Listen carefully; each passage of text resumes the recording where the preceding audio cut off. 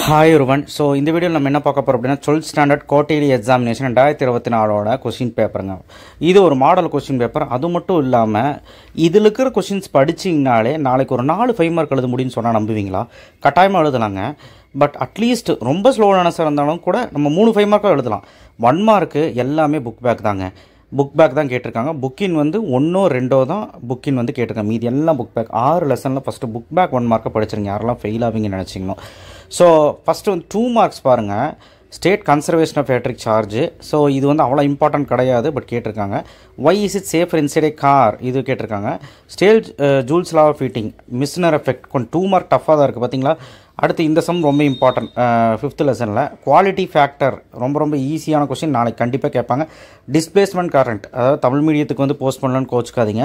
ஆக்சுவலாக டிஸ்பிளேஸ்மெண்ட் கரண்ட்னா இடப்பெயர்ச்சி மின்னோட்டம் என்றால் என்ன அப்படின்னு, கியூ காரணி, ஜூல்ஸ் ஹீட்டிங். ஸோ இதெல்லாம் பார்த்துக்கலாம். ஏன் வானம் வந்து ப்ளூ கலர் இருக்குன்னு கேட்பாங்க 6th லெசனில். வாட்லெஸ் கரண்ட்னா என்ன. ஸோ இந்த 2 மார்க்லாம் கொஞ்சம் இம்பார்ட்டன்ட் தான்.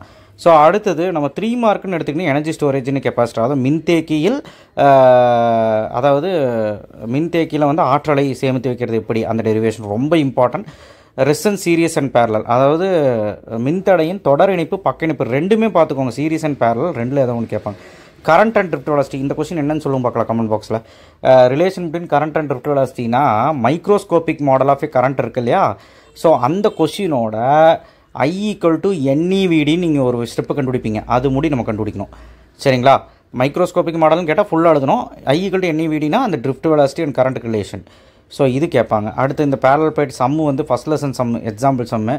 How galvanometer to ammeter, galvanometer to ammeter, galvanometer to voltmeter, ammeter voltmeter. இந்த கன்வர்ஷன் கண்டிப்பாக நாளைக்கு வரப்போகுது, பார்த்துக்கோ.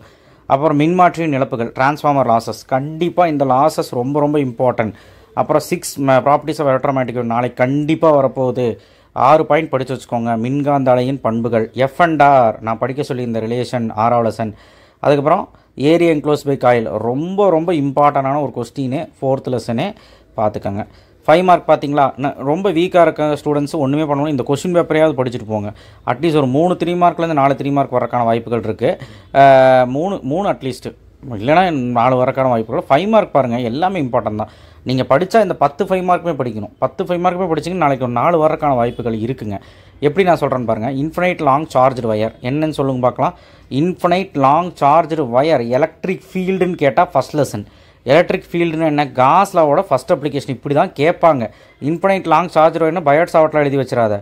அடுத்து EMF of 2 cell comparison potentiometer, மின்னழுத்தமானியை பயன்படுத்தி மின் விசைக்கான மின்விசை கோடுக்கான மின்விசை இழுப்பு விசைக்கு அந்த மின்கலத்தின் வேறுபாடு. சரிங்களா, பார்த்துக்கோங்க. புக் பேக் தான் லாஸ்ட் கொஸ்டின்.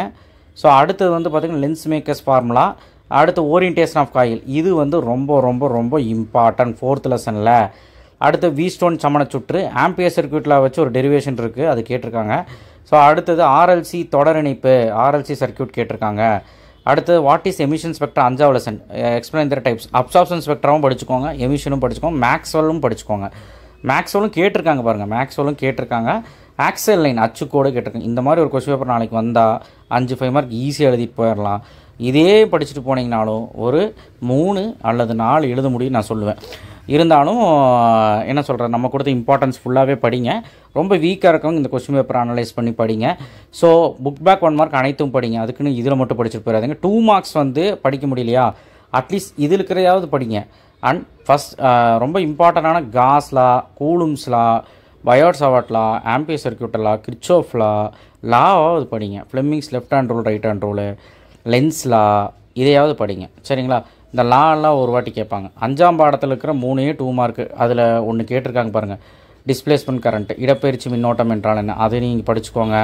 ஸோ சம்மை பொறுத்த வரைக்கும் இங்கே வந்து ஃபஸ்ட் லெசன் சம்மு தான் கேட்டிருக்காங்க, 5th லெசன் சம் கேட்டிருக்காங்க. இங்கே கம்பல்சரியும் கூட அதுதான். ஸோ இந்த சம்மு நான் மார்க் பண்ணி கொடுத்துருக்கேன். சரிங்களா, ஈஸி தான். அதே மாதிரி இது வந்து சம்மை பொறுத்த வரைக்கும் ஃபஸ்ட் லெசன் சம் கேட்டுட்டாங்க.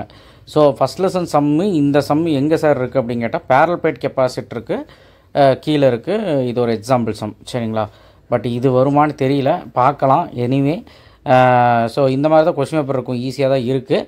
கண்டிப்பாக உங்களுடைய ப்ரிப்பரேஷன் விட்றாதீங்க. நான் சொன்ன மாதிரியே படிங்க. ஃபஸ்ட்டு 5 மார்க்லாம் கம்ப்ளீட் பண்ணுங்கள். அதுக்கப்புறம் 2 மார்க் 3 மார்க் போய்க்கலாம். 3 மார்க் வந்து நான் ஒரு 20 கொடுத்துருக்குறேன். அதையாவது படிங்க. முடியாத பசங்க இதையாவது படிங்க, இதில் இருக்கிறதையாவது படிங்க, இதில் இருக்கிற அனைத்து கொஷினும் படிங்க. அதே மாதிரி 2 மார்க்ஸ் வந்து நான் ஒரு 20 கொடுத்துருப்பேன், அதையாவது படிங்க. ஓகே, கண்டிப்பாக நம்மளால் 60க்கு மேலே 70க்கு 60க்கு மேலே ஈஸியாக எடுத்துடலாம். 65க்கு மேலே எடுக்கிறது உங்களுடைய திறமை. ஏன்னா நான் சொல்லிட்டேன் எப்படி வரும்னு. தேங்க்யூ. ஷேர் பண்ணுங்கள், சப்ஸ்கிரைப் பண்ணுங்கள், மறக்காமல் பெல் ஐக்கனை ப்ரெஸ் பண்ணுங்கள். தேங்க்யூ.